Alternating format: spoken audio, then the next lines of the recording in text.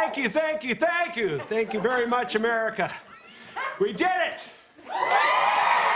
Saturday Night Live struck gold this week, airing their latest episode the very same day that the results of the 2020 presidential election were called. Earlier in the day on November 7th, Joe Biden was elected as the 46th president of the United States, and the SNL cold open of course tackled the whole affair with Jim Carrey in his reoccurring role as the former vice president turned now president-elect. There are situations in life, and this is one of them, where there must be a winner and loser. Beck Bennett played Wolf Blitzer, and Alex Moffat played John King in a CNN spoof of Biden declaring victory. How are you, John? Oh, I'm great, Wolf, thanks. You know, my fingers are nubs, but I think that's normal.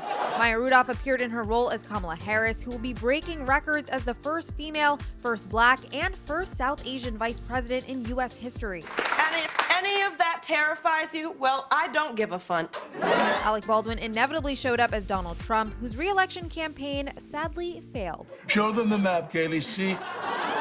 So much red, so much red. Sorry, this is the COVID map. Okay, the map's not important, okay? Put the map away. The politics-heavy episode was hosted by Dave Chappelle, who kicked off the night by talking about life before the pandemic. It's a mass shooting every week. Anyone remember that? Thank God for COVID.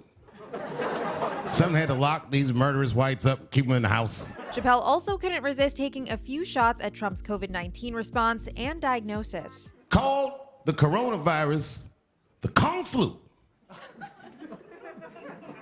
I said, you racist, hilarious son of a bitch.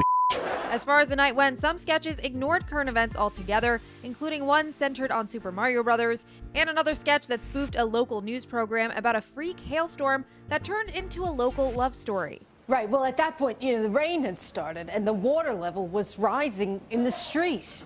And I remember turning to Gene and saying, Gene, we kissed. However, other sketches were more topical. One compared Trump leaving the White House to the infamous O.J. Simpson car chase. Oh, Lisa, I'm sorry to interrupt, but there's some breaking news.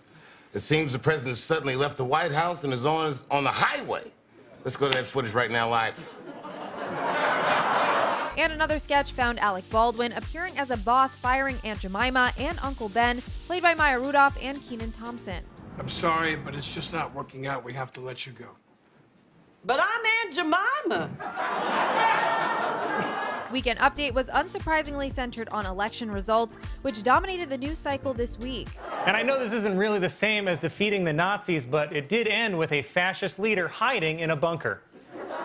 Kate McKinnon also dropped by the desk as Rudy Giuliani, with a reference to the fact that the Trump press conference on Saturday was held at Four Seasons Total Landscaping, a local landscaping business, rather than an actual Four Seasons hotel. I'm glad I made it to the show on time, because first I went to 30 Rocks. That's a granite quarry in New Rochelle.